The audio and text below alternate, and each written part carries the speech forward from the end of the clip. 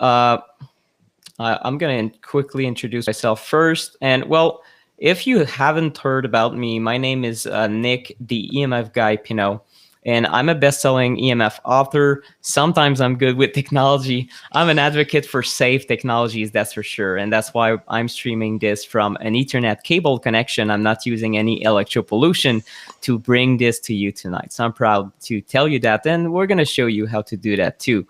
I've been featured on 100 offline and online media outlets where I've been spreading awareness around the topic of electropollution and how health-conscious families and individuals can protect themselves.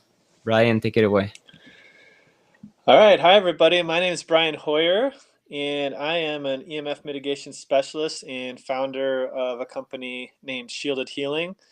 And it's a growing and I like to think cutting edge EMF mitigation and shielding company that's serving mainly North America. And I've also been spreading awareness around electropollution for several years. And me and my team have been advising a lot of the top functional medicine doctors on EMFs and also some professional athletes, biohackers, health-minded people like yourself, and those who are even considered electro-hypersensitive. And we also do consulting for many health and wellness companies to help make their products safer from these EMF exposures that we're going to talk about tonight. And I'm very happy to be here doing this work and connecting with like-minded people that care about their health and also care about the health of those you love. And I think this webinar is really going to help open your eyes to some things. So thank you for being here. Thank you, everyone. And before we start, I'm going to ask something. Please turn off your phone or at least put it in airplane mode. And that's something that we recommend most often than not, that your phone should be on airplane mode. We're going to talk about a little bit of this and why, especially in the bedroom, it matters a lot that your phone is on airplane mode. And we're going to also recommend watching this webinar from a wired connection instead of Wi-Fi in order to minimize your exposure to electropollution, because you don't want to learn about electropollution while electropolluting yourself. But if you're not sure how to do that and you're on Wi-Fi, don't feel bad about yourself. You're getting educated. You're on that journey, and we're going to help you figure those steps out. And an important point is that we're going to take questions at the end, like I mentioned. So if you have questions right now, you can put them in the chat box, but chances are that the presentation as it progresses is going to answer your questions. And we're here. We've taken your all your comments into consideration. I asked a few days back what people are concerned about. It was, Brian, the 5G towers, the power lines, smart meters, a lot of the same topics that a lot of people tell us from all walks of life all around the world they're concerned about. So please stay until the very end so we can address maybe the few questions that will not be answered in this webinar. And I want to also mention, to be completely transparent with you guys, that after this presentation and underneath the presentation on the page that you're looking at right now, there's a course that Brian and I have spent more than a year developing, and it's called Electro-Pollution Fix. It's a great course. Of course, we're biased, but we think it's an incredible course that we've developed, and we're gonna briefly touch on it at the end because we think it's really something that could help you go a little bit further than the webinar. And now we're gonna really dive into the content right now. So I want to hear from you, and there might be a little bit of delay, but let me know in the chat box, what have you heard about 5G? So what have you heard about 5G? Is it good? Is it bad? And let me know what you think. I'm going to see if the delay is reasonable. And after that, we're going to dive right into the content. I just want to make sure that everyone is on the same page. It's dangerous, very, very bad. Cancer, bad. Fast, yes. Many more towers, very good. Concentrated, lots of radiation, causing harm, dangerous. There's hundreds of comments, so that's good. And cool. I want to ask people, does it sound like you? So first, you want to know the truth about 5G. You want to know what it does to your body and what it does to your family. You've been doing your own research for a while, but you're still unsure what the risks are or how you can avoid these sources, how you can protect yourself.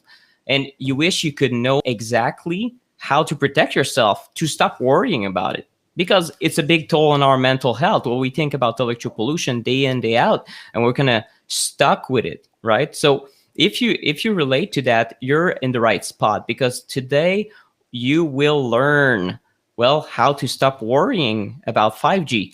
Not because you don't think it's not true ignorance, but true awareness and empowerment. So that's very, very different, and I can't stress that enough. And then you can move on with your life now that you know how to protect yourself and what the dangers are. So we're gonna learn a few things, learn what 5G is to bring everyone up to speed. Then we're gonna learn what 5G is not, because there's three big myths that a lot of people hear about 5G, and even EMF activists or people that are health conscious are getting wrong. And Brian will share with you some stuff that I know you never heard about. Uh, and now we're going to talk about, are you being affected by electropollution? And most people don't know what symptoms to look for in themselves or a family member that could be tell signs that you're being overexposed. And then we're going to dive into the top sources of electropollution inside your home and how you can start protecting yourself. And we have a very quick and easy and free protocol that you can do tonight after this webinar as you go to sleep. So we know that it will help you get better. And before we move on, I know it's a lot of talking, but there's a legal tidbit I need to go through. Nothing you'll learn inside of this webinar should be constituted as medical advice. And we recommend seeking a well-educated functional medicine practitioner if you are suffering from any health issue that you think might be or might not be related to electro hypersensitivity. And the organization Physicians for Safe Technology might be able to help you find one of these doctors at mdsafetech.org. Okay, are you ready to get started? Let's go. Take it away, Brian. All right, thanks, Nick. So let's start by defining some terms to make sure everybody is on the same page. And the big question here is, what is 5G, right? 5G means fifth generation of cellular networks. So it's different from the 5G network that a lot of you might see on your router, which is a question that we get a lot. You'll see 2.4 gigahertz, you'll see 5G, and oh my gosh, I have 5G in my house. Well, 5G, in terms of what we're talking about and what most of the media is talking about and the dangers that you're hearing about pretty much everywhere online nowadays, it actually stands for fifth generation. And what is especially problematic about this fifth generation wireless network from an electropollution standpoint is that it requires the installation of hundreds of thousands of mobile phone antennas in the US alone. And images often communicate better than words. So we're going to show you how the amount of electropollution we're all being exposed to and what that is and how it has evolved over the last few decades. Okay, so 2G. Okay, so remember this, we're talking about 5G, but this is 2G, 1996. This is a map that shows the amount of wireless pollution emitted by both Wi-Fi routers and cell phone towers around the world. So, I mean, I can hardly see anything on there. What about you, Nick? I mean, It's blank. There was like, basically nothing. yeah. So what you're seeing right now, this is a version of the map that's from 24 years ago in 1996. And if you remember 1996, that's when the Macarena was the number one song. Hey, Macarena.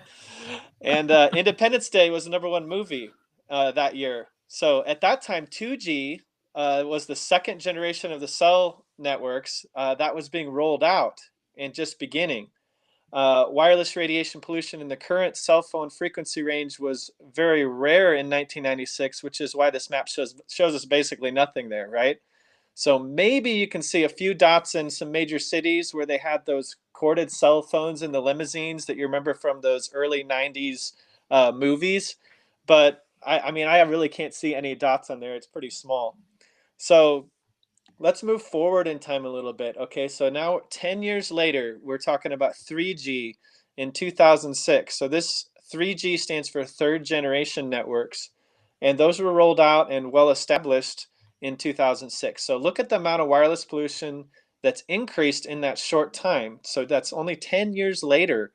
And I personally got my first cell phone in 2001 when I was a junior in high school. Many of my classmates started getting them too during that time. I remember that. Actually, I think my girlfriend at the time bought me a cell phone. Said, "You need this," and thanks. Like, but I'm not with her anymore. That was a long time ago. But yeah, thanks for this radiation producing device.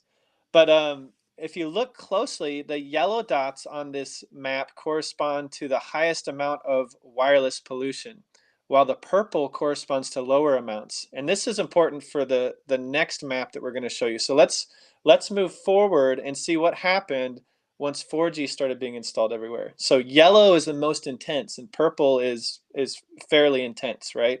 Look at that. So that's 2016, just 5 years ago. And what you're seeing is a combination of Wi-Fi hotspots, 2G, 3G, and 4G cellular networks, all combined to create a massive amount of wireless pollution. So in just 20 years, the amount we're exposed to has basically skyrocketed. It's increased exponentially. And so now we're to 5G. We've got 2G, 3G, 4G, and now we have 5G that started being rolled out in 2018. And now we're at 2021, so 3 years into this. So how much more electropollution will 5G bring to the table? Well, that's a good question. And in reality, we don't know for sure. 5G is here, but it's not completed yet. They have more to do. And what we do know is that the telecom industry estimates that in order to fully roll out 5G, we need to add at least 800,000 new cell phone towers in the US alone, almost a million. And that's essentially going to double the number of towers that are currently installed.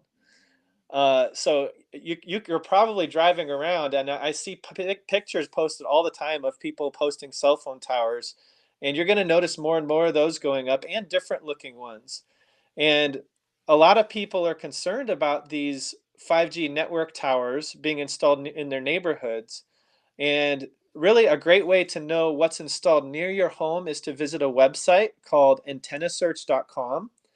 And it's going to give you a vague idea of how many towers are installed near your home. And this you can only use in the United States. Um, but the reality is that most people live close enough to these cell phone towers, some 2G, 3G, 4G LTE, or 5G. They live close enough to these towers for them to cause detrimental health effects. Hmm.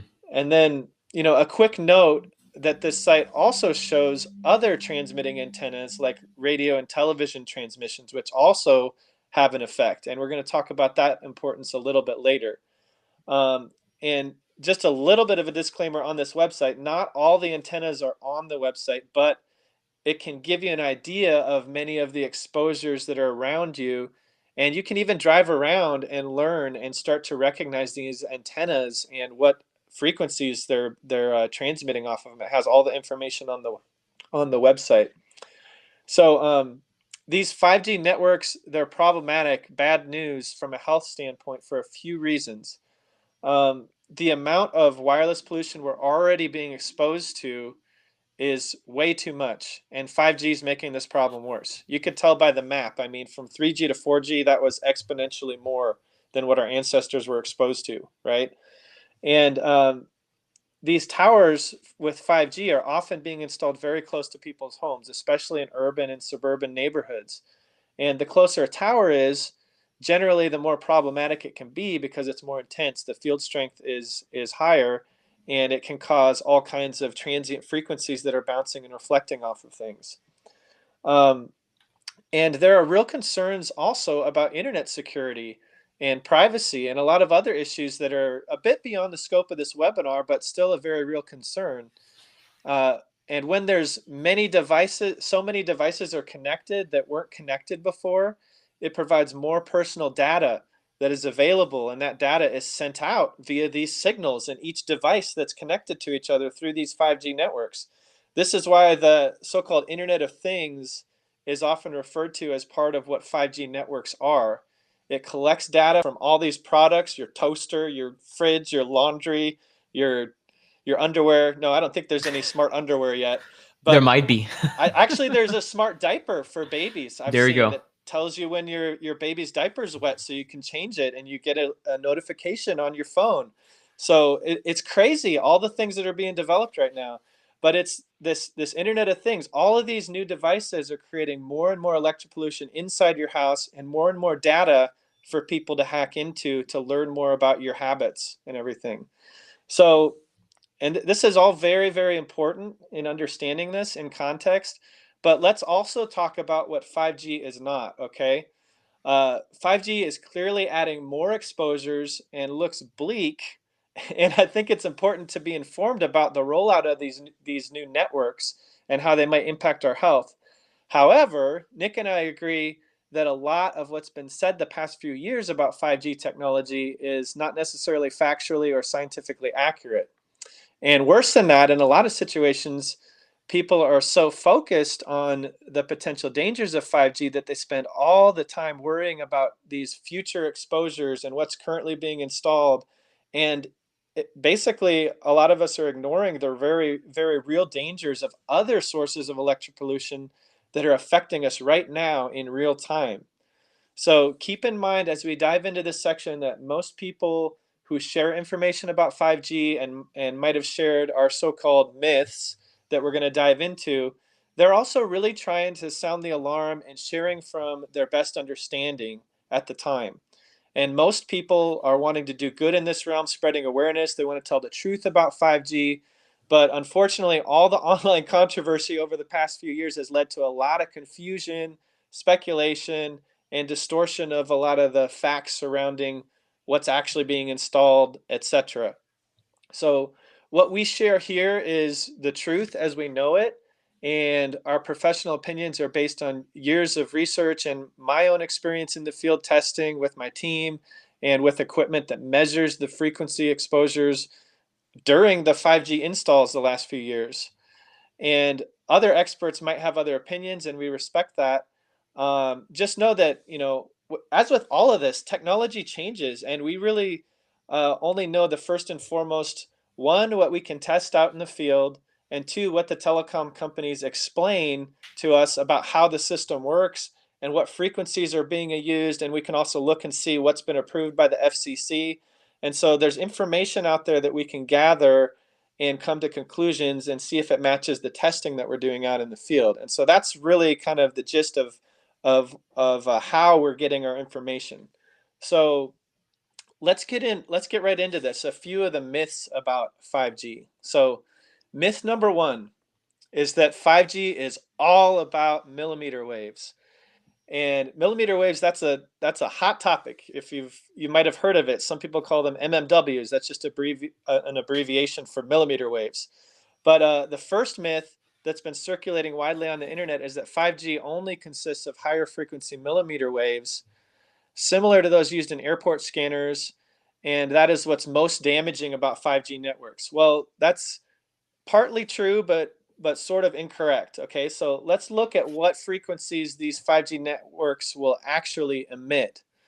So what you're seeing here is the electromagnetic spectrum, and it ranges from non-ionizing, very low frequencies on the left, such as the 50 or 60 hertz household electricity that's running in the walls of your home.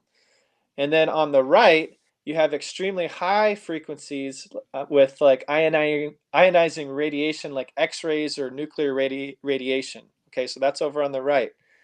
And 4G LTE, that's the generation of cell phone networks right before 5G. It emits radiation in the range of roughly 400 megahertz to 6 gigahertz. And they also use what are called backhaul transmitters that actually go all the way up to 24 gigahertz.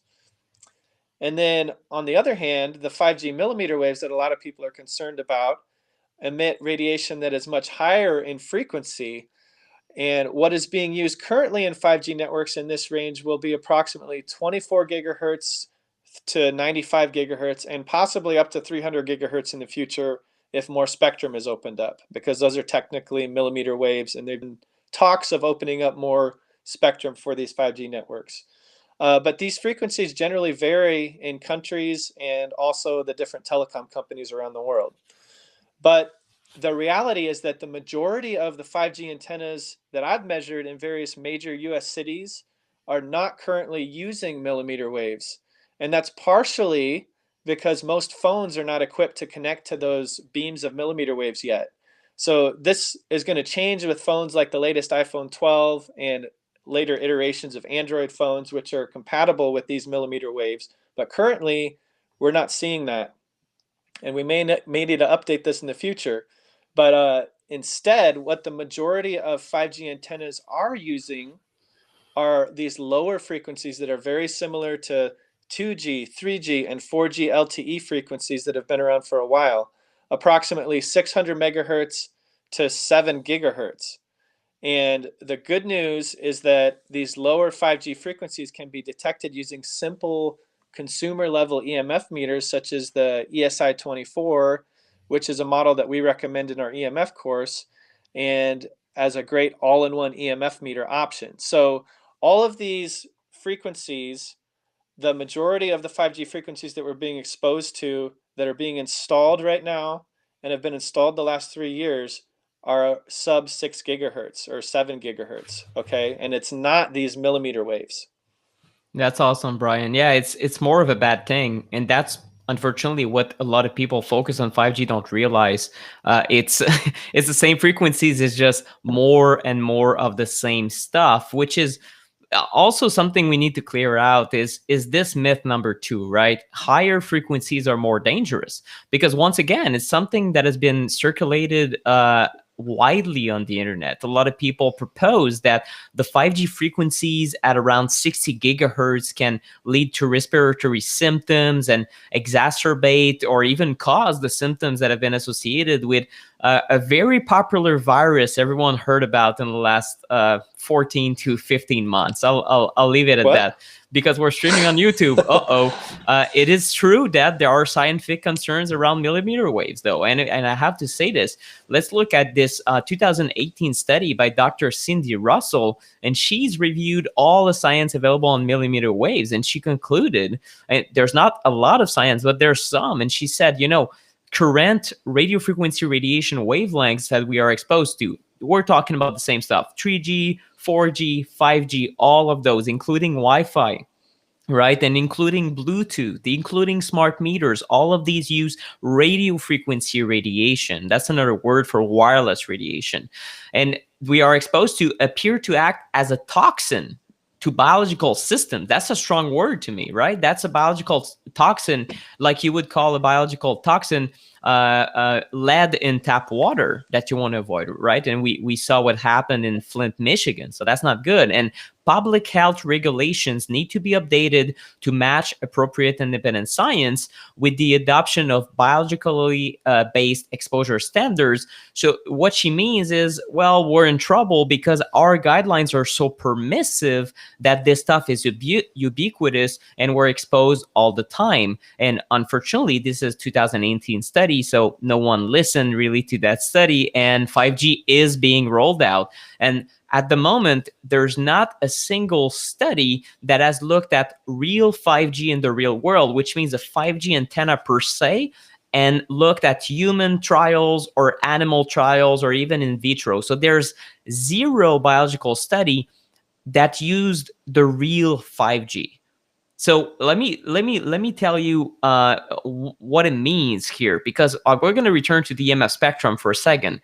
So yes, there are some indications that these millimeter waves, you see the 5G mmW, these higher frequencies, they can lead to biological effects. It is very plausible, but the EMF science that we have that is the strongest is also very clear that multiple types of man-made electro-pollution, all these other frequencies you see on the left-hand side, the 4G LTE, and also down to household electricity, can lead to detrimental health effects, right? So if higher frequencies were always more dangerous, well, it might mean that the visible light itself could be an extreme danger to your health. And of course, we know it doesn't make sense.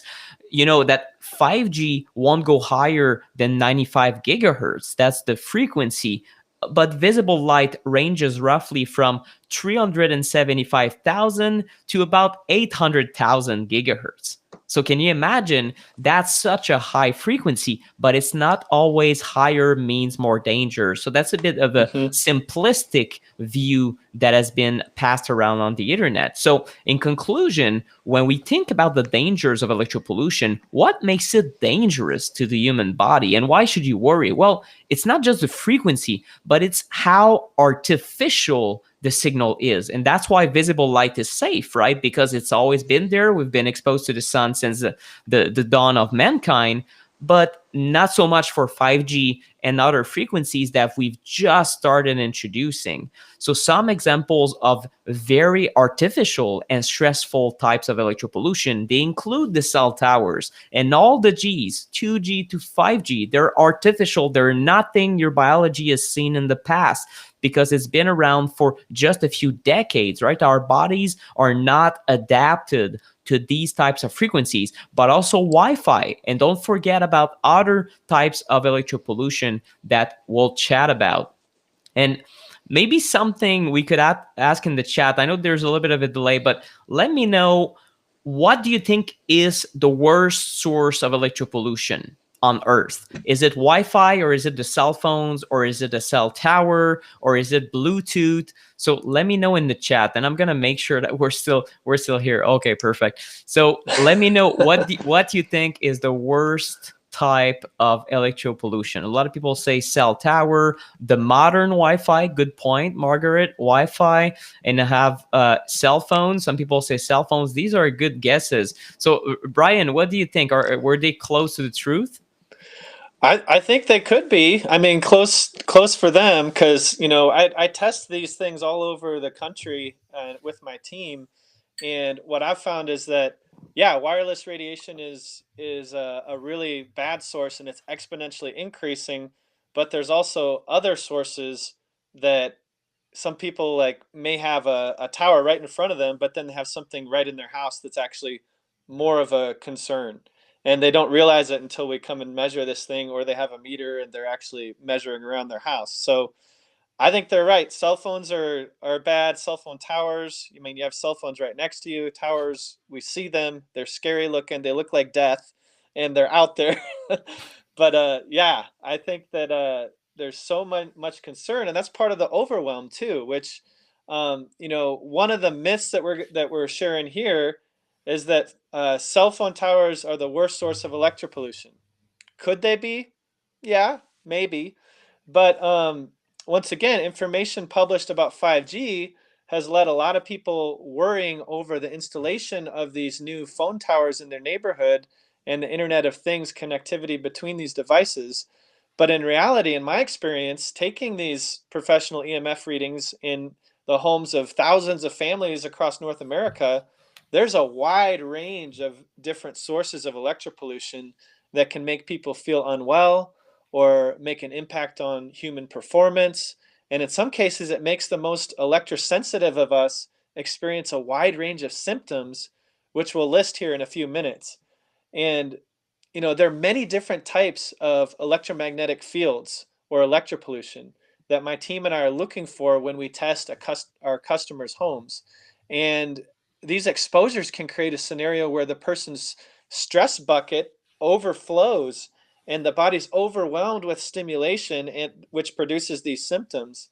And there are five main man-made electropollution stressors that we test for. There's artificial light, magnetic fields, electric fields, dirty electricity, wireless radiation. Those are the five. And there's a few other natural earth stressors, but to keep things simple, let's just say that these five different types of electropollution can all be equally bad depending on the situation. So cell phone towers, even 5G towers, are just one source, one type of electropollution called wireless radiation. And I've seen families have health problems that were clearly linked with Wi-Fi routers, such as the ones you see on the left there in the presentation. Other individuals had very elevated levels of magnetic fields from power lines or wiring issues in their home that they didn't even know about. So each situation is really different. Every home is different, and each person is exposed to different amounts of electropollution depending on the environment that they find themselves in. Sometimes cell phone towers are a huge issue for certain families, but in other situations, they represent a very small problem compared to other types of electropollution detected in the home. But as you can see, there are many different types of electropollution besides wireless to be thinking about. And this is vital information to understand in the context of 5G and protecting yourself from what is coming. So let's talk about that a little more.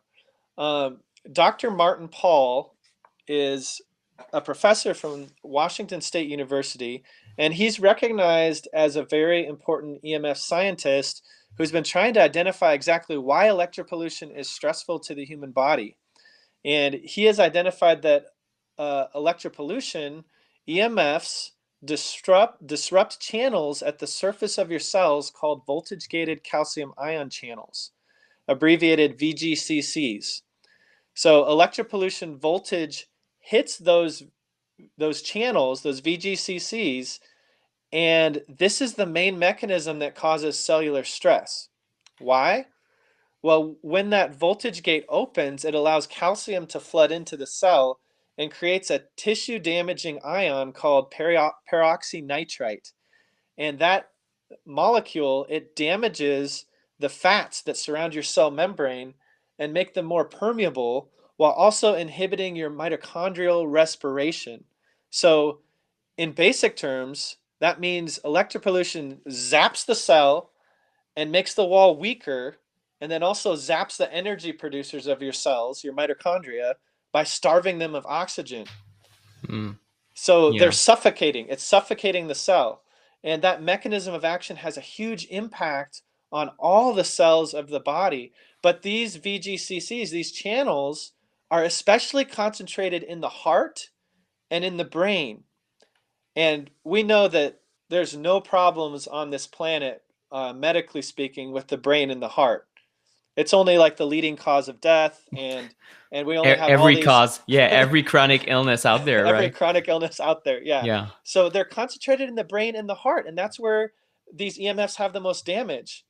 Now, all that said, the following is especially important about Dr. Paul's work, and it's often overlooked when talking about EMF, and especially in the context of 5G.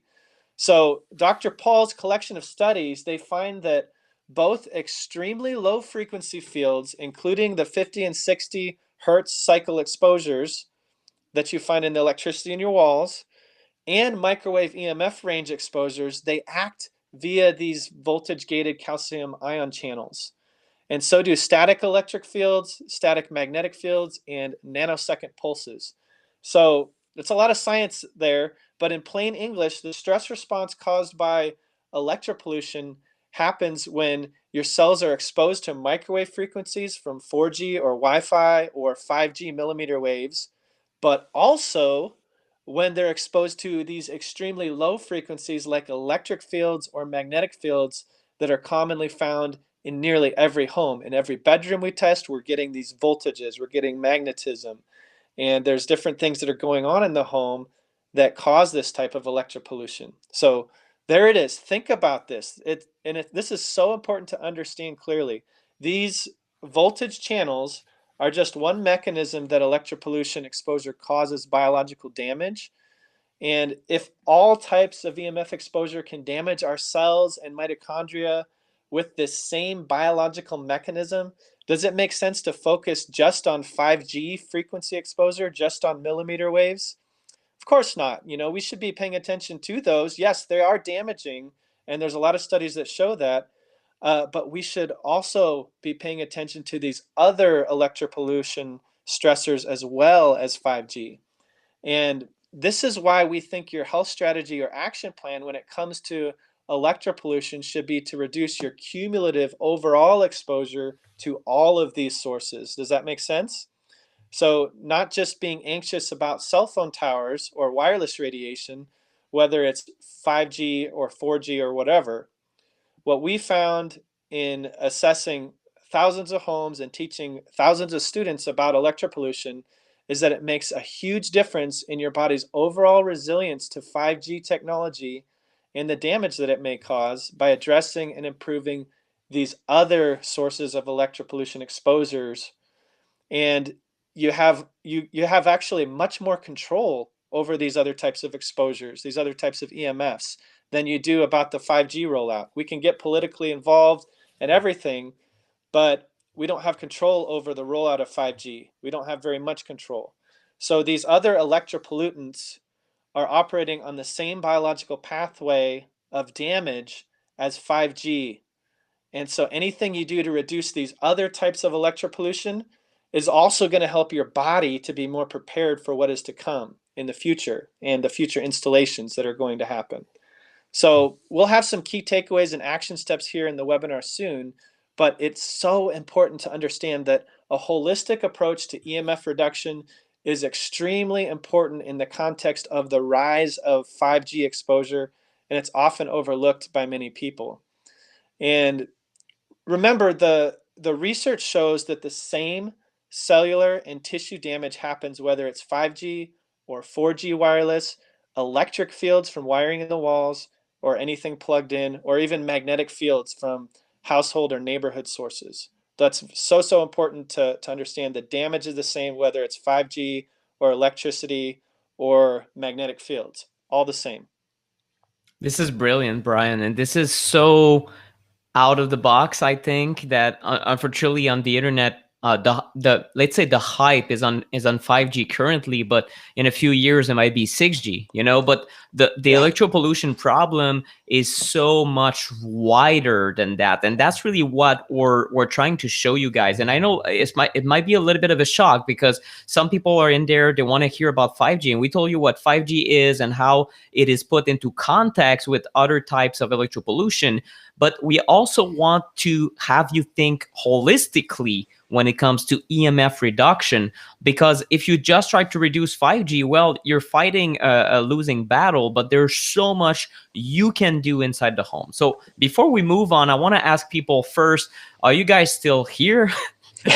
in case we're talking to ourselves, right? So you guys still here? Do you like this presentation? Is this useful? Are you having haha moments about the 5G networks and electropollution in general? I see there's Lynn from our course. We have some course members that are watching it again. Thank you so much, guys. Everyone's loving it. So you're gonna love this next section because it speaks to at least a third of the entire population. So chances are in this chat we're gonna have at least 100 people that have been feeling the impacts of electropollution. And this year, I've seen a lot more people ask themselves, am I being affected by the 5G towers that are installed in my neighborhood, right? Some people posting on Instagram, on Facebook. I've received some personal communication. Some people have told me, I don't know if it's because of the overall stress that I'm getting from everything that happened with the virus and with society, or is it something else? Is it that tower, right? There's a lot more concern. And let's face it, a big cell tower, or even a small one, it's not a pretty thing. It makes people anxious. It makes me anxious just look at it. I'm getting nauseous. It's like, whoa, right? It's a big thing. And if you believed health agencies like the FCC, they would tell you these cell towers cannot possibly have health effects. So, but this information that they're telling you, it's completely outdated and it does not reflect the current science. In reality, a large fraction of the population at the moment in 2021 is already feeling the negative impacts that electropollution might have on your overall health. For example, according to scientist Magda Havas, Dr. Magda Havas from the Trent University in Canada, 3% of the population have severe symptoms from electropollution, and 35% of the population have mild to moderate symptoms. And that's huge, right? Think about it. 1 out of 3 people have mild to moderate symptoms already. And that's just from the previous technologies, because when she did that quote, 5G wasn't even rolled out. That dates back from, if I'm not mistaken, a 2015 paper. So it's years ago. It was already 1 out of 3. It means that we have let's say we have 3,000 people watching this webinar, it's 1,000 people who don't necessarily realize it, but you're getting impacted in a major way. And what this means also, it means you have an opportunity though. When you start reducing your exposure to electropollution, and not just 5G, all the types that Brian told you about in that slide with the Wi-Fi router, the 5 types that he looks into with his company and that we teach in our course, it means that you will start getting the beneficial effect. Some effects that maybe you didn't even know were possible, such as better sleep or better energy. And for those of you listening to this, kind of scratching your head, I don't think I'm feeling any of this. Well, it can still impact your health in the long run, even if you do not feel personally down or depressed or these symptoms we'll talk about in a second. The reality is that the long-term impacts have been proven, and maybe it is the strongest science we have around brain cancers, for example, for people who talk in the phone a few hours every week. So that's something to think about. If you're not getting symptoms because you drink tap water, doesn't mean you should necessarily not filter it, right? You should probably still filter it as a preventative measure. So if you don't feel the effects of electropollution directly and you can pinpoint, oh yeah, the router is impacting me, doesn't mean it's good for you, right? It's more of a bad thing. It's just extra stress. So here's the top symptoms that have been identified by research scientists as related to electropollution. You've got fatigue or weakness, sleep disturbance or insomnia, headaches or migraines. This link is extremely strong in science. Brain fog, difficulty concentrating. Then we've got depression and anxiety, memory loss. And right there, just this top 1, 2, 3, 4, 5, 6 is incredibly common. And you have also the 4 other ones that are more common in people that have severe symptoms of electrohypersensitivity or microwave illness, we can also call it. It's visual disruption or sensitivity to light, skin problems, including, believe it or not, and I could not believe it at first, it's a confession, people get rashes from Wi-Fi or cell phone. That's a real thing. That's a histamine response on the skin. And the people among us that are the canary in the coal mine, some of them get skin problems instantly when exposed. And now you can surely argue that it is a real biological problem and certainly not a psychological problem. And we have skin problems mentioned. It heart palpitations is very common, and also tinnitus or ringing in the ear. That's not on the slide here, but it's the 10th symptom, very common. And in fact, I recently looked at some studies looking at the link between tinnitus and exposure to cell phones and other electropollution, and the link is very strong. And it's true that many of these symptoms that I've just talked about are similar to those experienced by sufferers of many flu-like illnesses or many chronic diseases, for all that matter. And many have made that connection in 2020. It caused a lot of controversy. But the reality, and Magda Hava said that recently in a presentation, she said electropollution definitely weakens the immune system. And yes, there's a correlation between living in a city in an area of high electropollution and probably area of high stress and high air pollution, bad tap water. It's a slew of things. If you live in a city like me in Montreal, you're getting exposed to these toxins, right? So there's a link between exposures to all these stressors and mortality by chronic disease, whether it's something you catch or something you develop over time, right? It just makes sense. So we shouldn't really be afraid to make that link, but it's important to tell that it's not necessarily just 5G. 5G has been blamed on so many things,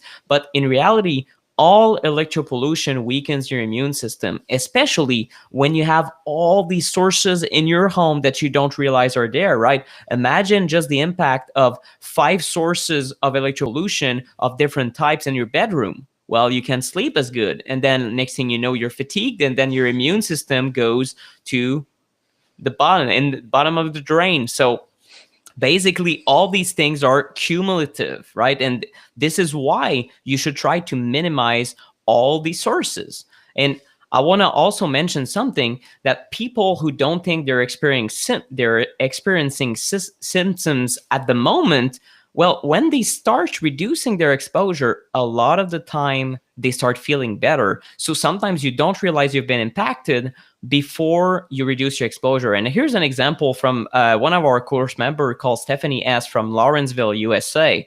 And she said, with these changes she did after listening to our course where we teach people how to reduce all the types of electropollution, I've had significant changes to my sleep, experiencing a much deeper sleep. I don't wake up feeling tired or groggy anymore. And I can't remember the last time I've slept so well. This is not a class about sleep, but she removed the sources and she said this alone was worth taking the class. So she said, I am grateful I found this class and recommend it to anyone who might be considering it. Don't hesitate, just sign up. And I'll tell you about the course in a second. But before I do so, do you want to know what changes Stephanie made that made such a difference on her sleep? And that's a quick protocol that you can try tonight. So I'll tell you what it is, right? It's going to be your homework, because what Stephanie did not do is purchase thousands of dollars worth of shielding materials and the EMF blocking paint, or wearing shielding clothing or EMF chips you stick on your phone and these kind of things. So don't get me wrong, shielding your bedroom can have benefits. It can be incredible. And these steps we teach in the course, this is a little bit more advanced things you can think about. But what she did to feel these benefits is very simple, and it does not involve turning off the 5G towers, guys, or even worrying about them. What she did is this, and these are the steps. Take note, or maybe I'll make sure to share the slides underneath the replay as well. Come back to this slide and do this tonight and for a few consecutive nights so you can feel a difference. So cell phone on airplane mode or turned off completely. If you cannot turn it off, put it in another room, right? Move all electronics, including alarm clock and your lamps, at least 3 feet from your pillow, or you unplug them at night. So you read your book, you start feeling drowsy, and then you unplug everything. It's a pretty quick protocol, doesn't cost a dime. Then you charge your phone at night using a power bank. That's an external battery pack and not the wall outlet. If you don't have that, plug it in another room. You just move away all these sources of electropollution. Don't ask why. We don't have to get into the details. Just try it and see how you feel.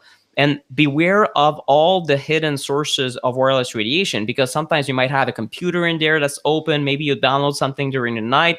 You might have your Bluetooth wearables or headphones. So think about, if it can be connected wirelessly, remove it from the room.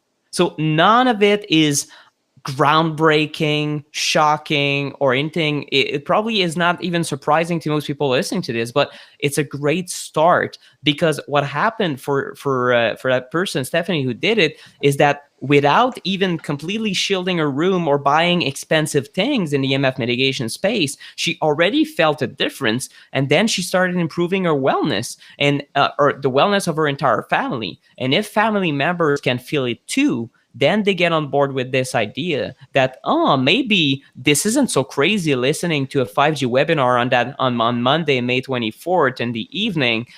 Turns out maybe we had been impacted by this electropollution, right? So consider this your homework. Look at this, take notes, and just remove all the gadgets from the bedroom, unplug everything. And let us know how you feel. Feel free to write to me on theemfguy.com or brianshieldedhealing.com. Let us know how you feel. Most people see a difference. And guys, we're already looking at the end of this webinar, and I want to summarize a few of the key takeaways we presented today. So the first takeaway is this: 5G will greatly increase our global exposure to electropollution, right? So to quote Dr. Martin Paul loosely here, he said this about 5G: humanity is running as fast as it can in the wrong direction. Right? 3G was bad, 4G was bad, and then we're starting to increase the levels? It's kind of crazy. It's like knowing that smog is a problem and increasing how much coal we use. And some countries are still doing that, I guess. But other countries have kind of gotten the memo, and we're starting to decrease air pollution. Well, when it comes to electropollution, it's quite the opposite. So it's kind of crazy, right? The second takeaway is this: various sources of electropollution are stressful to your body, and not just 5G, right? If we over focus on 5G, maybe people will start thinking that Wi-Fi is safe. It's not. And in fact, at home, oftentimes it's one of the biggest culprits. So the best scientific data we have shows that the electropollution in the frequency range of cell phones, Wi-Fi, and Bluetooth is becoming a carcinogen, right? It's a class 2B carcinogen, and some researchers think it should be next to tobacco smoke, a definite carcinogen. But these studies that have been proving how much of a carcinogen these things are, do you know on what frequencies they were studying? Most of these studies were studying 2G and 3G. Think about it. So it means that 4G is not properly studied, and we're rolling 5G, and engineers are already thinking about 6G. So it's kind of crazy. And the takeaway number 3 is this, right? Considering that science is so behind on studying the health effects of electropollution, and we're adding and adding and adding, it's up to you to learn how to minimize your total cumulative exposure to all sources of electropollution, not just 5G, not even just 4G. We're talking about Wi-Fi and Bluetooth, all the Gs, but also the different types that Brian talked about: electric fields, magnetic fields, dirty electricity, and even the type of lighting used at home. Artificial light, that's huge one that we talk about in the class, and that's very underrated. So now we've established at the beginning of the presentation that you're here listening to this for one of the following reasons. So it's either you want to know the truth about 5G and other sources of electropollution, and you want to protect yourself, your family. You've been doing your research for a while, but you're still unsure, getting frustrated to know, okay, what are my real risks and how can I really protect myself? And you wish you could know exactly how to protect yourself and stop worrying about emails, because let's face it, we're worrying about a lot of things these days. I am, with everything that's going on in the world. So there's a reason you're here. You don't believe in magic pills. If you're still listening to this, you're like, well, these guys make sense. It's probably not as easy as plugging something in or using a gizmo and then everything is kind of is settled. We don't believe in that. Brian and I have been seeing a lot of new EMF protection products appear in the market in the last few years, and some make extraordinary claims, and some say we're going to protect you 100%. And the truth is that these devices could offer partial protection or a reduction of the symptoms associated with electropollution, but you don't find at the moment the top EMF scientists or even the top EMF mitigation specialists, which is the job that Brian has been doing for years now, who's going to tell you use one of these personal protection products and then you can use your cell phone all day and you won't develop brain tumors. No one's going to tell you that. That would be reckless.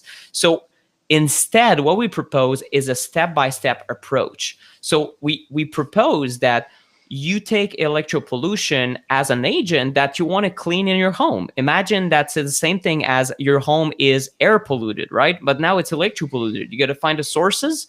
You got to reduce their impact. If it's your Wi-Fi, you got to do something about it. Do you unplug it at night? Do you change it for something else? And then you got to plan for the long term, because we know that you want to feel good in your home. And if you have kids or elderly parents, or if yourself, you're concerned about your health or you have chronic disease, this is important that you're in it for the long run. So an approach like this, we've developed it. And for more than a year, we've created something and we've perfected it. It's called the Electro-Pollution Fix. And it's a step-by-step EMF protection course.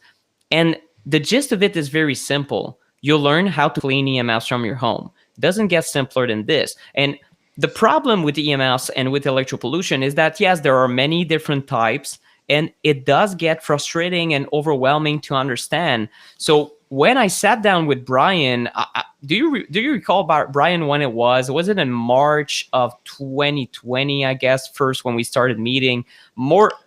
Almost a year and a half ago, I think. Yeah, and we had talked about it even before that. I think even in 2019, you had yes. mentioned it to me, and then finally got on board, and then we started talking about it, said, okay, let's do this. And Exactly. it's been an And amazing journey here.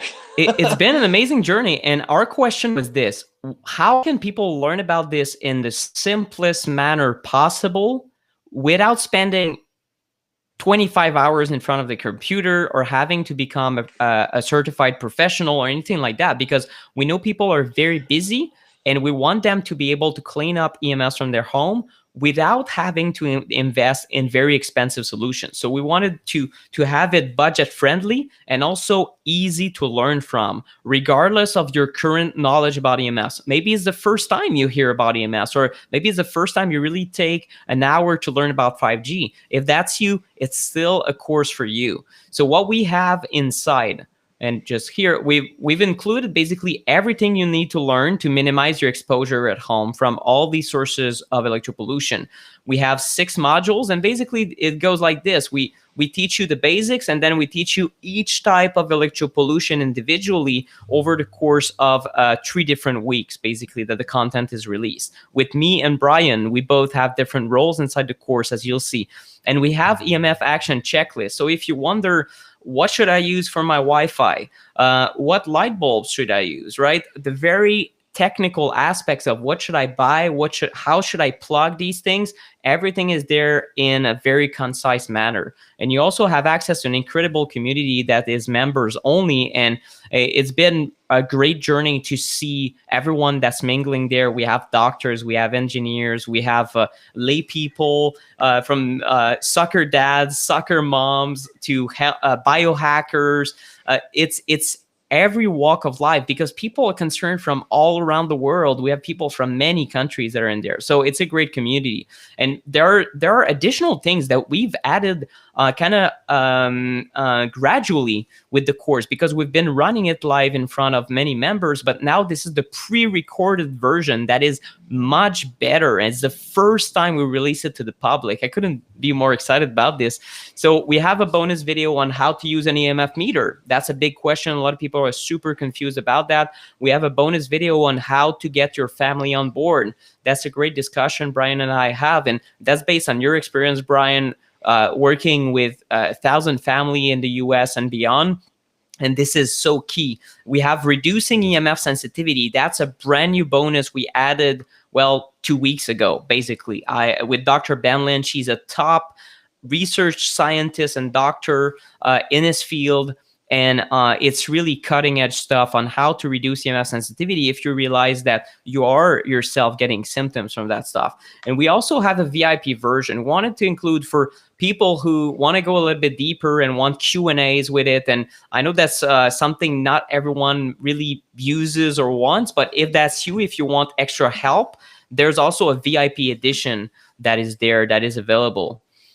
So our promise for the course is this: after you go through the course, you will know exactly how to reduce electropollution exposure at home for your family, no matter if you're an owner or a renter, and no matter your budget. Even if you have barely any money to spend on this, we show you all the free tricks first, and no matter your circumstances. So if you live in a household where people are reluctant, or if you're alone, or if you're traveling, it's all included in there. We really thought about it in a very holistic way. And you'll be empowered with a clear path to the best and most affordable EMF protection interventions and tools that work for you.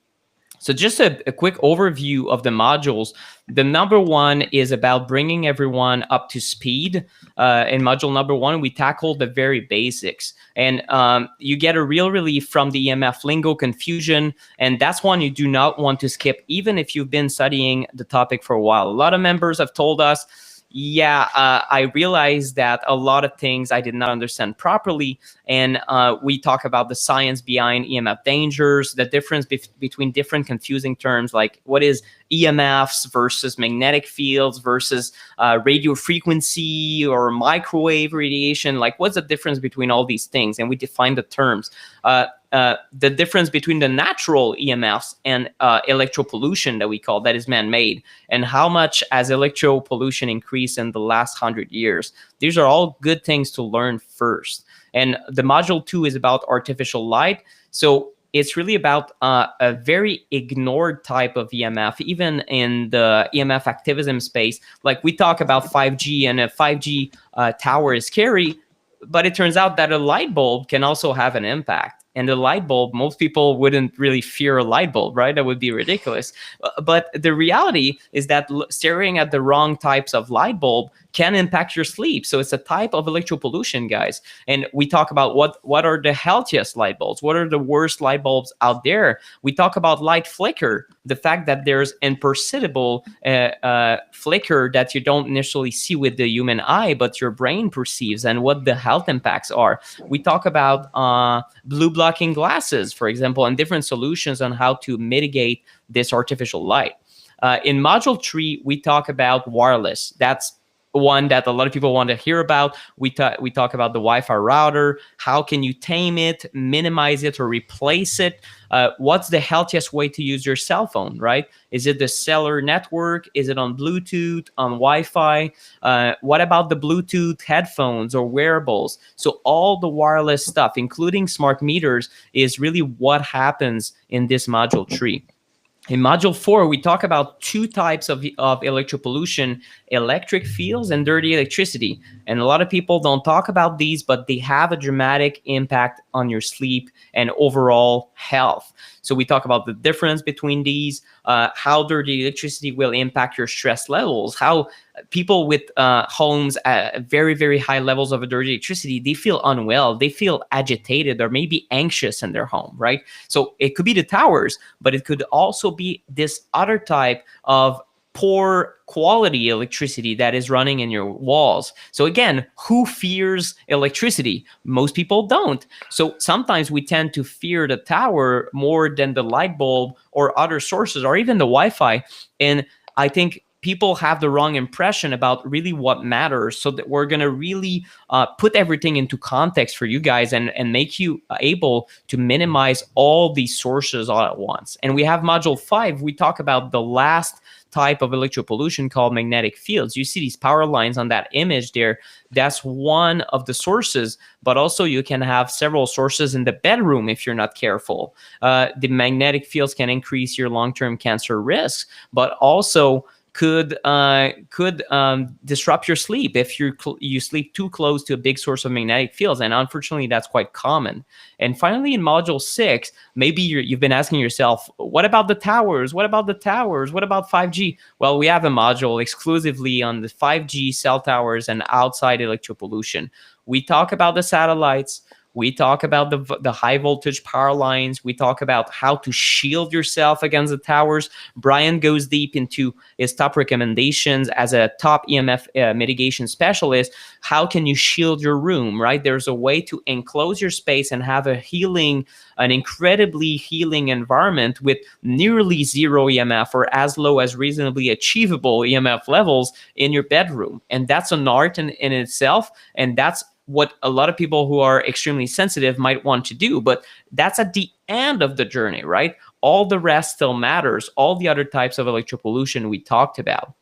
So if you already know that you want to join this course, you can just scroll down on the page. There's the offer. And at the moment, I'll just mention it's discounted by a ridiculous amount. We have $100 off. It's about 40% off for a week. So you don't have to join the class right now, but if you're already decided, by all means, you can click below. And the few details that I think are important: this course is pre-recorded. It's not starting at a certain date. It's starting tonight when you register, or tomorrow when you register listening to the replay. You get lifetime access to the course materials, and also free access to future upgrades or iterations, because we're always changing the course and we're going to grandfather everyone in. And at one point, Brian mentioned this, and I was a little bit freaking out, because I'm like, did we really decide that? And, we did that for the beta, and it was like, oh, shoot, Brian, I think you told that on the podcast with Justin from Stellman. And it was like, you know what? Screw it. I see a few companies do that, and we're going to do that. So it means free upgrades for life. And that's not a lot of courses offer that, but I think... I think it would be our gift to the world and to members to once you've purchased once, you're going to have the next versions. Like if we create a massive add-on or something, we might have paid solutions for you or other things that we propose, but the course itself, you're going to have lifetime access. And the main members only Facebook group is recommended. It is optional, and we're trying to move away from Facebook because of course there's major censorship happening over there. So some people are probably asking, what's the investment if you don't see it on the page?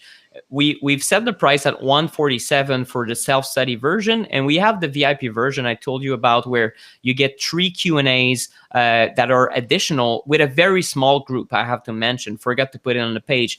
Only 150 VIP courses are available. And the reason we wanted to do that is to keep these sessions very intimate. With me and Brian, you get 2 experts for an hour times 3. So 3 hours of Q&A total. So I think this is tremendous value if you're looking to go further and implement that stuff.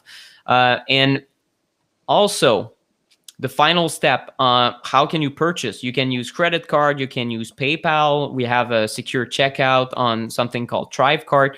And then you can also decide to grab an EMF meter. And I just want to be completely transparent. It's part of the checkout process. So if you don't want it, you click no. If you want it, you click yes.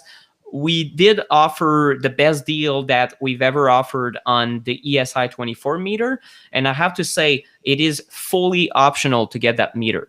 We know that a lot of members decide to take it because they want to see what's in their environment.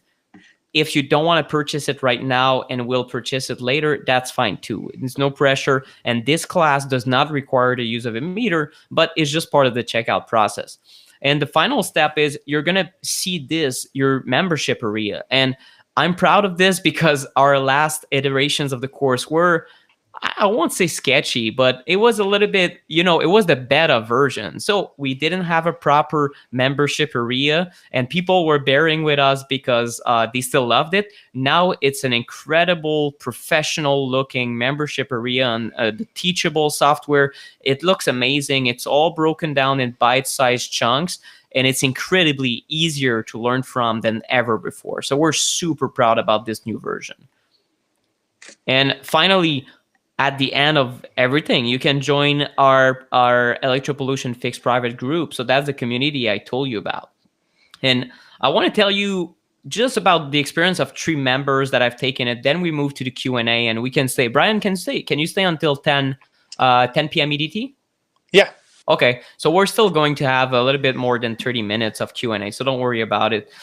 So Brian and Nick's course is the best investment in my health I have made in a long time. Not only are the instructions clear and fun, but they give you links to recommendations for implementing safer changes. That's Lauren B. from Salida, Colorado, USA. And yes, we have the entire list of products we recommend, and it makes it very, our goal is to have you stop scouring Amazon or Google or DuckDuckGo to look for solutions.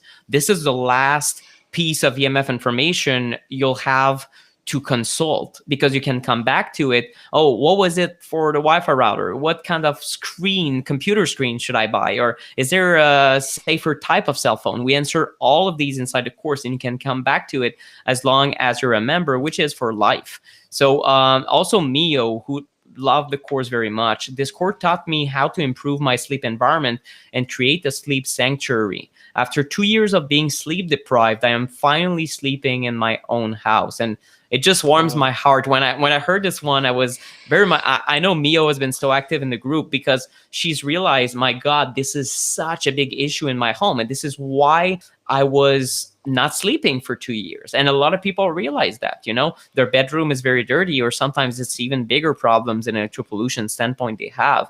And everything Brian and Nick taught us during this course was very relevant to our daily life, and they are easily applicable. So if you're new to EMS and EMF mitigation, this course is for you. And that's Mio from Honolulu in USA. And that's very nice. Thank you so much, Mio, for sharing this. And finally, we have Stephanie S. from Lawrenceville, USA. The course provided invaluable information about many things that I was definitely unaware of. After applying a few of the strategies I learned inside, I've had significant changes to my sleep, experience a much deeper sleep. I don't wake up feeling tired and groggy anymore. I can't even remember the last time I've slept so well. And this alone was worth taking the class. And I am grateful I found this class and would recommend it to anyone who might be considering it. Don't hesitate, just sign up. And you can register for the course right underneath this video, and you will save $100. So remember that the discount ends in about a week, and that's on Monday, May 31st at 11:59 p.m. EST. And right now we're going to take Q&A, and we have almost 40 minutes for the Q&A time. So what we're going to do is I can probably put both our faces in there. There you go. So that way it's going to be, that way you can see our beautiful faces a little bit more. And I'm going to go on the page, and we're going to have Jen put the questions here. And Brian, I have the questions in front of me. So what I'll do is, guys, put your questions in the chat box. And thank you so much. Wanda said, what you're doing is crucial. Keep teaching, educating people. I have to go. Thank you so much. Everyone, it's super, I don't know, it just warms my heart to get live feedback. You know, it's probably very different for you, Brian, but I'm spending a lot of time in front of the computer and less in the real world teaching about EMF. So sometimes I'm like, are there real people reading my stuff? And when I do a webinar like that, I see the comments. I'm like, oh, wow. Yeah, in fact, I'm talking to real people. So I don't know. It's just super cool. Okay. Marlene asked a very common question, Brian. Take this one. What specific distance do you need to be away from cell phone towers? Very common question. What do you say? Yeah, so there's several factors that play into that. The terrain of where your house is located, how many obstacles are in between. Getting reading is kind of the gold standard of knowing what your exposure is. But generally speaking, if you think about it, your cell phone sometimes will be connecting to a tower that's 4 miles away. Mm-hmm. And so even that exposure is a lot. But if I was to say an extreme situation versus something that's still concerning, I would say if you're right under a cell phone tower, of course that's bad, but the exposure actually about a quarter mile out from a cell phone tower is sometimes worse than being right under it. And either of those is an extreme situation. So I would say it's being at least a mile away. If you can get a mile away from a cell phone tower, if you're looking at houses, that's almost very rare nowadays. So if you can get that, it would be probably a better house than most homes as far as your exposure to that. Yeah, if you're in the countryside and very far from neighbors, from cell phones, you might live in a fairly non-electropolluted environment. And even then, warning, a lot of people pollute their own homes with the stuff they install in it, which is why if you take the class, you know what not to put in your home. So that's kind of ironic, but you might be in the countryside and still have Wi-Fi and Bluetooth devices and the smart meter and all this. So it's good to think about the outside environment, but also this is what we teach last in the class, because you should focus on the home first and not necessarily just focus on the exterior, because it makes you feel, is there something I can do about it? There's so much you can do inside the home. So don't forget that. And I think I'm going to take one. Wow, we have a lot of people jumping on board. Brian, we have Tiffany, Dexter, Donna, thank you so much. Eliana, Nathan, we have Cherry, Melissa, Clark, Mark, Rosamond, and Rebecca, who became new members just in the last few seconds. Oh, cool. That's awesome. Thank you so much, guys, for being here, becoming a member, and we can't wait for you to see what's inside. One that I'm gonna talk about, the pendants, chips, and EMF harmonizing devices. We have an entire video on it, and the last thing I want to say in this webinar is be disrespectful to companies or colleagues who have been recommending different products that are personal protection devices, such as these. Because I have clearly seen in my experience, years mingling with people with electrosensitivity, that some people feel better wearing certain products or putting certain products. Sometimes they are called EMF harmonizing devices that could, let's say, clean up the waves in the environment. Let's say, make the electropollution a little bit less stressful and not remove it altogether. The problem we have with these is that it's hard or impossible to compare from one device to another. So like you might have a special pendant or maybe a special bracelet or something, a pyramid you put in your living room, and there's no way to say, well, is this one better than that one, right? So what is worth it for our course members is a big question, because the pendant might be $50, but maybe the pyramid is 2,000 because it's made out of gold. There's so many products. I've been contacted by more than 100 companies that do things like that. So because it's impossible to compare, and we've got some people, it works, they seem to feel better, but some people feel nothing or feel worse. So it's kind of a hit or miss technology. What we say is, if you use something and you feel great, well, you can continue using it. But these should not be your sole means of tackling electropollution in your life. If you're going to an airport, or let's say you're traveling and you're exposed to a lot of waves and you wear something on your person makes you feel great, well, that's awesome. But it doesn't mean you shouldn't tackle electropollution at home and reduce the levels. Right? So it's same. Imagine that we're talking about toxins in tap water.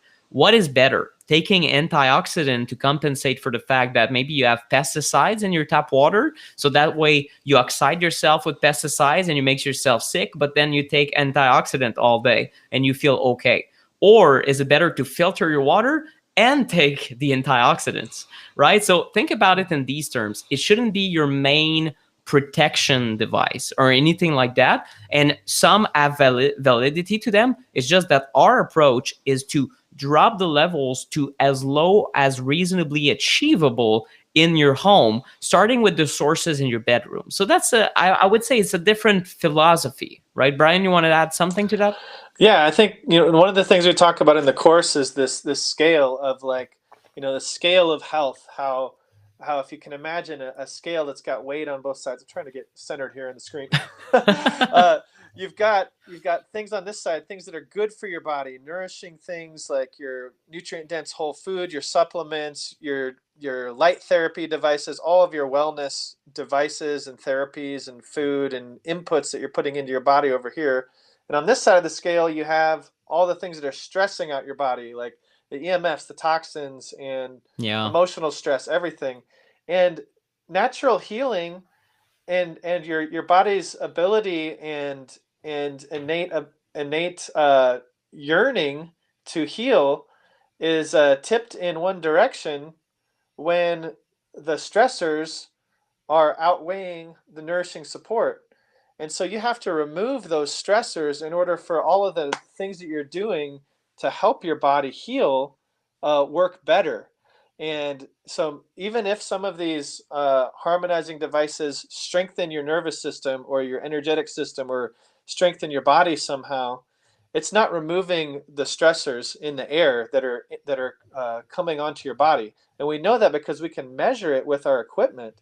I can measure the person's body as an antenna, and they're still just as high with some of these devices on as with them off, or on the body as with across the room. And so we know that it's not impacting the frequencies themselves and the exposure, but possibly it's helping the body to have more resilience toward that.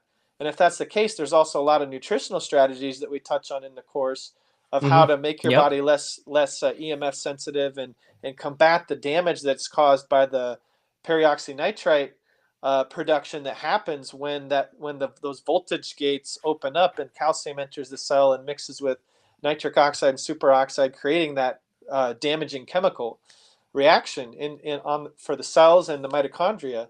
So there's there's lots of strategies that we talk about in the course that you can use, and EMF harmonizing devices is not one of them that we touch on in the course. We kind of have this approach of eliminating the exposures first, and then adding in some inputs that can help, like some beneficial frequencies too. We talk about a lot of the natural electromagnetic frequencies that are beneficial, like grounding, and there's a lot of confusion over grounding, and we have a whole, I think I talked for 30 minutes on just that topic in one of the modules. So it's not just what to avoid, it's also what can you do to help reverse damage or prevent damage from happening. Yeah, and we have a lot of information directly on EMF resilience and grounding, and also supplements, that new bonus with Dr. Ben Lynch about electro hypersensitivity and how to get better on the nutritional and supplemental approach. There's one quick question I'll address. Will you address exposure outside the home? Yes, there's an entire module on it. And something else, people say, are you guys going to post references for the scientific papers you're drawing from? I would like to read them. Yes, in the course, the references are there, and the slides and videos are downloadable. So you can download the entire thing and watch offline if you prefer to do that. And it's highly referenced also. It's not a course on science, though. I have to say, we've put the minimum effective dose of science in there because we wanted to stay very practical. Here's one for you, Brian. Maybe quickly, I know this is a big topic, but what do you think about painting your house with white shield paint to protect you from exposure? My company actually uses that brand to protect people's homes, and it's a kind of a difficult question to answer because, like how doctors can't answer questions about or give health advice when they haven't seen your case history or your labs, and recommend a supplemental protocol, nutraceuticals or pharmaceuticals or whatever. As a professional, it's hard for me to make a blanket statement and recommend something to somebody as far as shielding paint goes too, because sometimes when we measure things, obviously it's the electropollution we have, all the wireless radiation is high everywhere. And I've only tested maybe 2 or 3 places in all of the United States where I said, you know what, you don't need any wireless shielding. You don't need to do anything for this because the things are so low here. There's only been just a handful of places where it's been that way in all of the United States, of thousands and thousands of assessments that we've done. And so, I think shielding with the paint is beneficial, but sometimes the process of doing it gets down to where you need to have some testing done so that you can actually achieve the results that you want. And in some situations, you can make it worse if it's grounded wrong. There's a magnetic field issue. You waste a lot of money when there's another issue in the house, or there's something that you can't block with the paint, because there's not one solution for all of the EMFs. There's a different solution for each type because each type of EMF has a different nature. They're operating at a different frequency, and so the solution is different depending on the frequency and the type of EMF that you're addressing. So I'm a fan of the paint for sure, but it's something that you need to have professional guidance in installing it and implementing it so that you can get the best bang for your buck and have the best results with it. Yeah, and it's, again, module 6. We do talk about outside sources, and also you have this video, Brian, that you created that is the most complete I've ever seen on the topic of advanced shielding strategies. So the paint, but also the canopy and different materials. So that's super interesting. We have a lot of new people. I just want to give shout outs to new members. Linda, Loretta, James, Rachel, David, welcome. Judith, Monique, Deanna, Julia, Maureen, and Andrew. Thank you so much, guys. We're super excited to have you on board. If you're listening to the replay, well, we hope that you'll consider it too. Something quick for me. Do you support Robert Kennedy and his lawsuit against FCC? Yes, in fact, I talked about it on my podcast. I think that what they're doing is incredible with Children's Health Defense would be and also Environmental Health Trust and many other organizations are suing the FCC because God, we're not protected, right? These health effects are real. We're exposed to a lot of stuff, and the podcast. And I don't want to plug my podcast on this webinar. Oh, do it, It's do it yeah, with okay. Daphne, right? It's the Smarter Tech podcast on my website, dmfguy.com. Okay.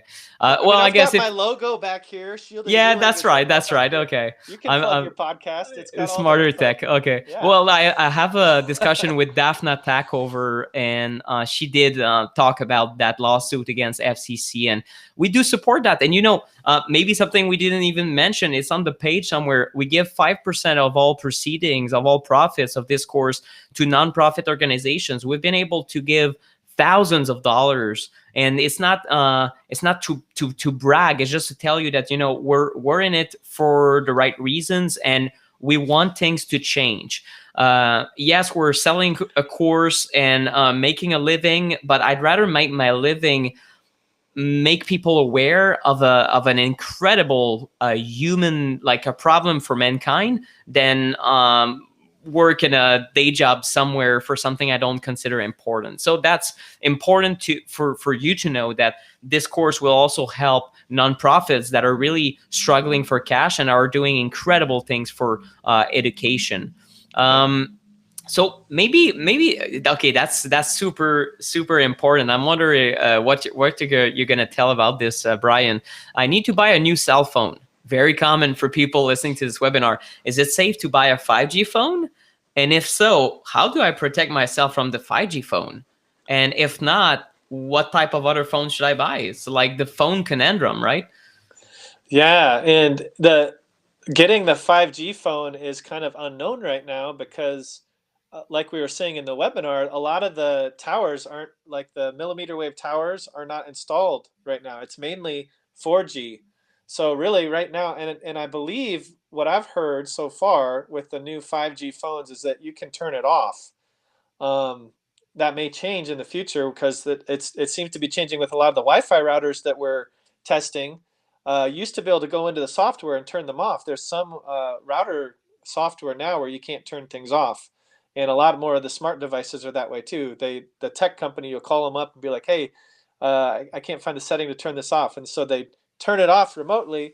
But for some reason, it's still pinging our RF meter, and it's still emitting a signal that's empty from the data, and so it's just causing the Wi-Fi exposure and the damage without having any benefit of transmitting information or anything. Yeah. So, but yeah, as far as the 5G phone, the main thing with any phone that you get is to learn to start changing your habits.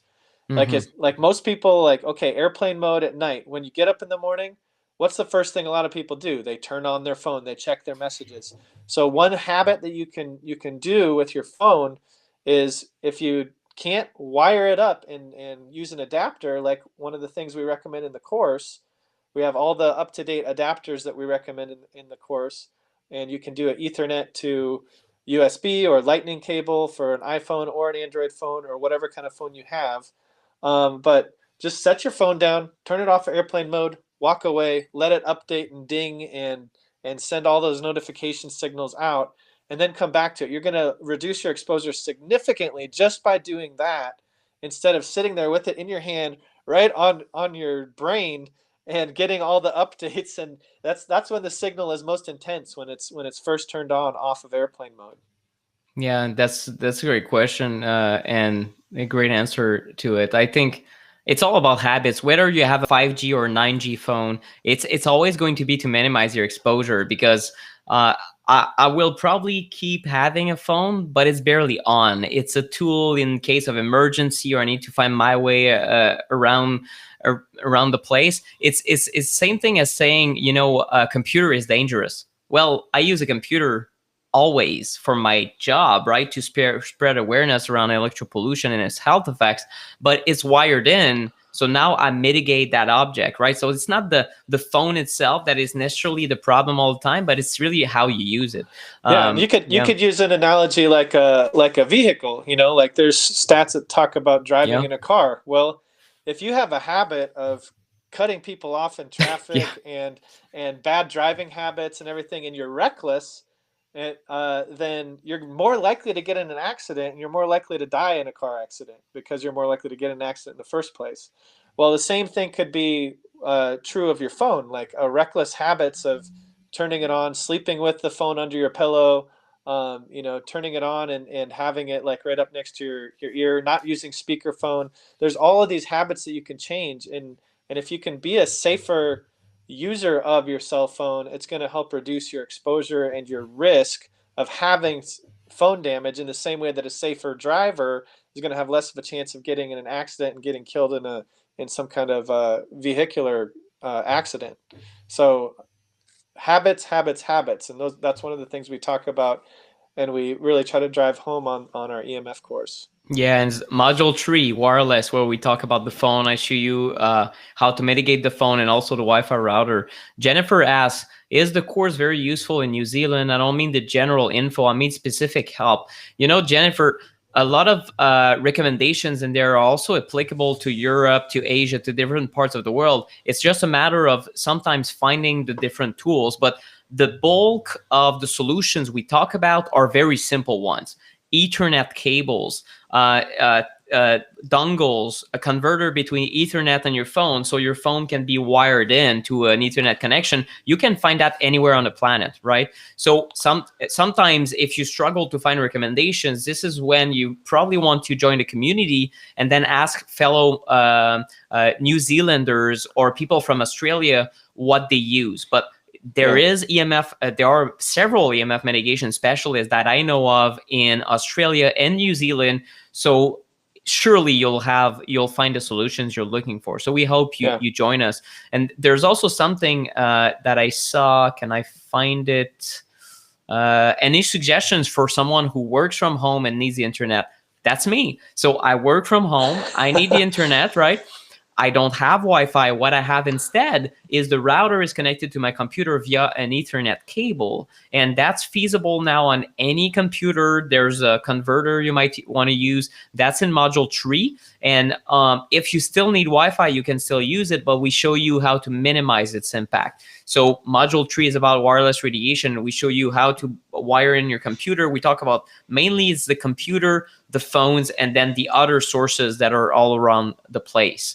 So let me give a few shout outs. We have a few more members, Penny, Pinto, we have Keith, we have Linda, Marta, and Sarah. Thank you so much, guys. We're excited to have you on board. And Brian, someone says, would seem that 5G has been a significant increase in discomfort and symptoms. Why is that? And do you think that that's accurate? I would say yes, it is accurate, and it's because we're getting more intense, more saturation of these frequencies that are getting closer to neighborhoods. And what's been interesting is that, over the last year, most people have been home, and we've been getting a lot of calls from people with my company about, gosh, my home is making me sick. And so it's kind of like, and then there was some articles and things online that were talking about how they're using that opportunity of the lockdowns and everything to install 5G towers, which, people ask less questions when they don't see the towers going up themselves. And then all of a sudden they come outside and they're like, oh yeah, I used to drive by here every day. Now there's like 5 more cell phone towers out.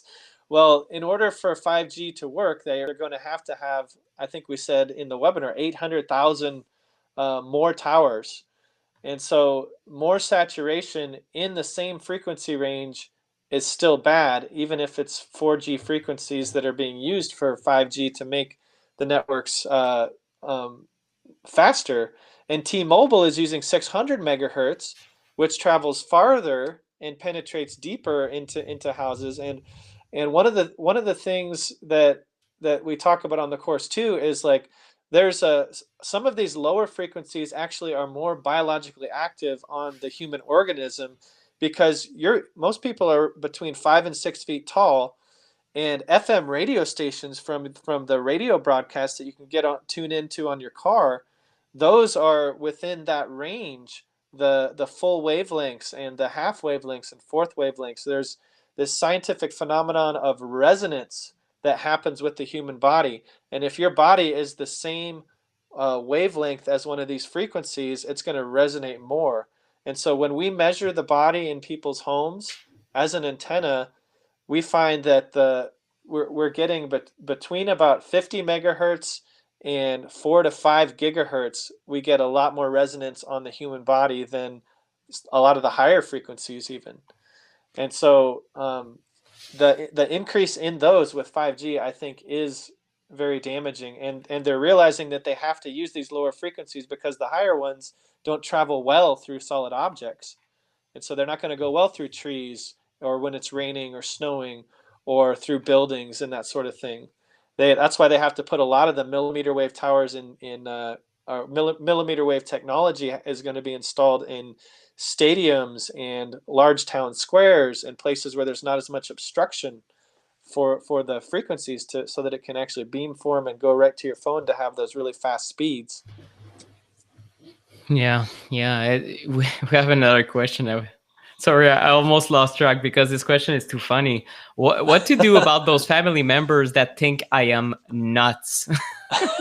This is we've done an entire video. We have what I would consider a deep dive about that issue of getting family members on board.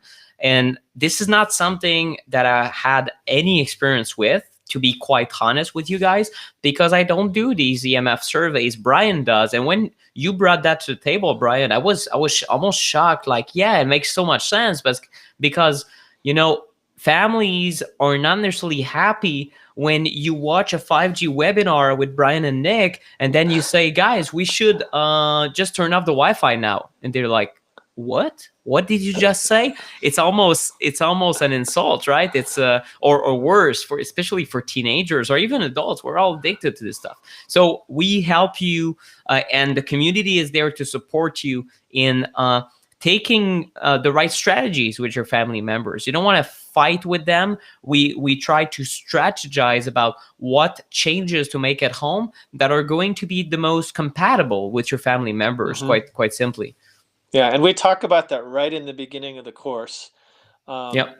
within the first 2 modules, because we want you to go through the course with your family members and involve them. And that's a huge step in helping to convince them that there is an issue. And the first step is not turning off your Wi-Fi or, like some of these things that get more resistance. Those are some of the things that will be like, okay, that later down the road, we need to come up with convenient replacements for some of these things. And also the fact that, Wi-Fi isn't as fast as wired internet, and it never will be. And that's one of the things that they're talking about in the legal realm of, hey, can we have a wired infrastructure that's faster than 5G? And the answer is yes, it can. We can have a faster network. That's what fiber optics is. Fiber optics is a very viable solution for high-speed information transmitting all around the world. And so, but it's going to be a little more expensive in the long run. And that's why the telecoms are trying to do the cheap, fast solution so they can make more money and kind of be reckless for our health and our wellness. Wired would be much, much safer, much, much more healthy and faster. Yeah, and inside the course, we spend a lot of time teaching you why it is not only possible, but very easy that even if you have Wi-Fi, you can have an Ethernet cable that runs from the router to like the side of your sofa. So maybe you're sitting on a sofa and then you play on Instagram or whatever your favorite game is, and now you're wired in. So maybe the time you spend on that sofa, you're not exposing yourself as much, So in a lot of situations, like I'm in the morning, I wake up, my cell phone, and I want to look at Twitter. Not a good habit, but I still do it. So I'm just human after all. And I plug my phone in. So now I'm on social media for 30 minutes and getting essentially zero exposure, at least on a Wi-Fi perspective. So these are new habits we want to help you form. And I'm not, even if you do that for yourself and other family members do other things, now you're showing the example like, hey, this is super fast on my phone and I'm not exposing myself as much. So it's also your individual exposure that will matter a lot to show them the way. And I have to give a shout out. We have a lot of new members. I'm very excited, guys. We have, I hope I'm not butchering this. So I often do. Sorry. That's my French Canadian side. Phoebe. We have Sarah. We have Fan, Christabel, Mary, or is it Marie? I never know, right? David, Doris, Shiri, and Terry. And guys, we're so excited to have you on board. We have a few more minutes. Let's say 9 minutes. We're gonna do a rapid fire, maybe. Okay. Okay. I'll try to keep it short. Well, we both struggle with this, but what we can tell you, we're Toro guys. But okay, let's go. Should we buy incandescent light bulbs instead of LED? Generally, incandescent provides a better spectrum, but there's the fixtures that we have in our homes are much lower wattage than what we used to have like 20 years ago. And so when there's a lower wattage, you actually get more flicker from incandescent bulbs, but it's still not as much as most LED bulbs. And in the course, we have light bulb recommendations, and it actually is a combination of a special type of flicker-free LED bulb and adding in the full spectrum of incandescent lighting at higher wattages so that it doesn't have as much flicker stress. So the short answer is yes, get it. We like 100 watts or higher as far as incandescent bulbs go. Yes, and I would add module number 2 for artificial light. Okay, do Stetzers or let's say dirty electricity filters really reduce dirty electricity? Yes, they do. In most situations, probably 95% of situations, I would say that they do. One of the issues is that they can cause other problems in the house if you have wiring errors, and it can elevate magnetic fields if that is the case. And we see that in about 30 to 40% of homes that we do assessments for. So you could be trading one type of EMF for another if you're installing those. And so we talk about how to ideally install those in the course, and also about a better whole home solution where you can avoid that issue altogether and simply reduce the dirty electricity in the house. Yeah, and that's module 4, just to tease it out, I guess. I don't know, but the modules are very organized, so dirty electricity, in my mind, I go, okay, module 4, we talk about this, and then the solutions, everything is there for each type, and we tackle one type per module. Something also for module 4, Brian, what do you think? Are people affected by solar panels? Yes, I've seen many people affected by solar panels. There's one in particular where it wasn't even on the person's house; it was on a neighbor's house, and it was affecting them. The week that they had the solar installed, these people started having all kinds of inflammation and problems and couldn't sleep. And it wasn't until we started working with them on installing some solutions to mitigate that they started to see some improvements. So. The problem with solar panels isn't that it's the panels themselves, it's the inverter that's converting the electricity from DC that it gets from the sunlight to alternating pulsating current, which is the type of electricity that most of our appliances are using. And so that inverter, in that process of conversion, it creates all these transients and harmonic frequencies that the body perceives, like thousands and thousands of these frequencies in very intense levels that ride on all of the wires in your home, on all the electricity in your home, and it creates this thing where your body is perceiving all of these different frequencies at once. And if you filter that down and get that dirty electricity level lower, then your body's not perceiving as intense of those frequencies, and some of the filters can actually completely cut out the frequencies altogether and make a much less stressful living environment. So, some pool pumps do the same thing.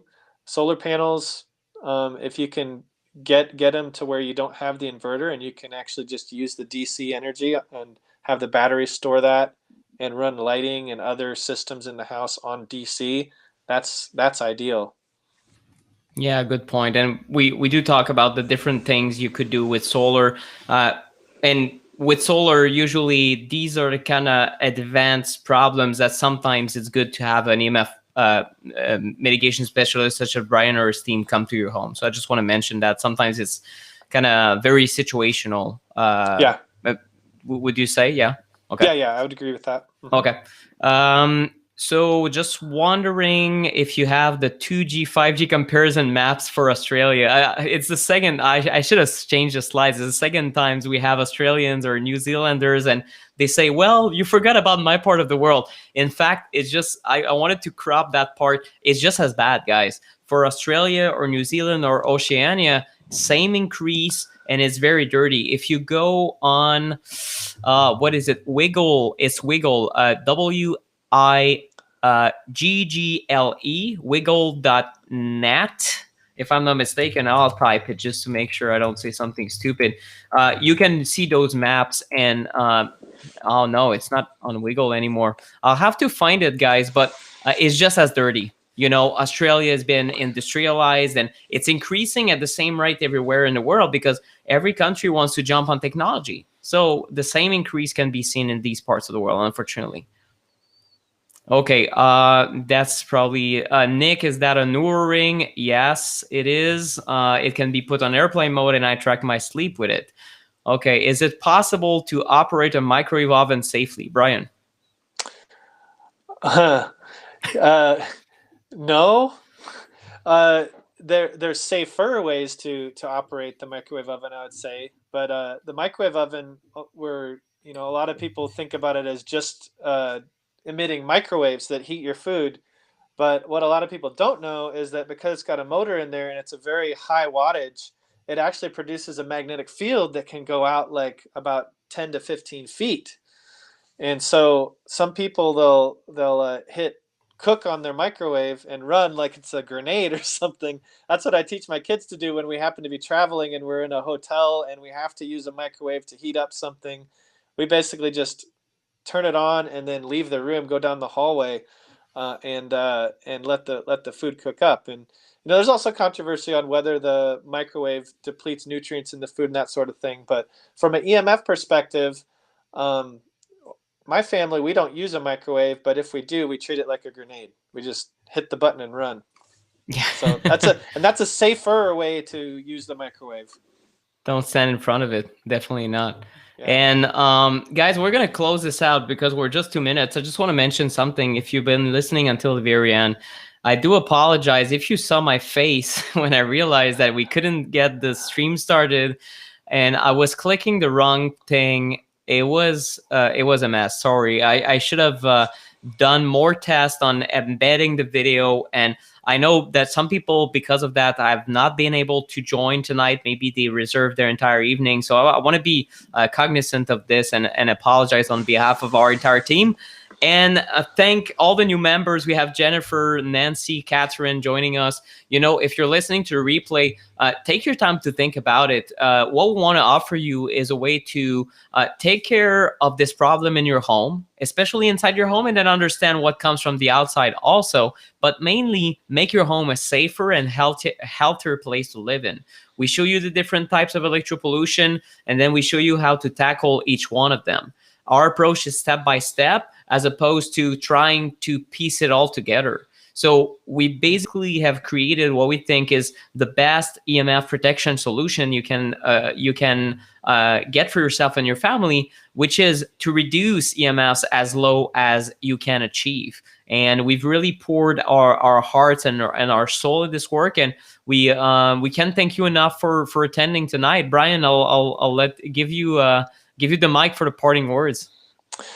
Yeah, thank you so much for being here tonight and listening to the myths that we have around 5G. I know that a lot of this information can be overwhelming, and sometimes it's hard to delineate what's true on the internet, especially now. And the fact that a lot of truth is being censored about 5G too, and about this field and EMFs and everything.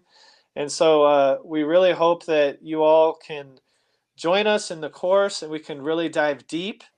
And I would love to see you there and get you started right away. And like we said, if you're worried about people that in your family that may be skeptical of this course is for you for sure, because we cover that in depth. And it's one of the things I deal with a lot when we go on our assessments. We have somebody sitting there with their arms crossed the whole time.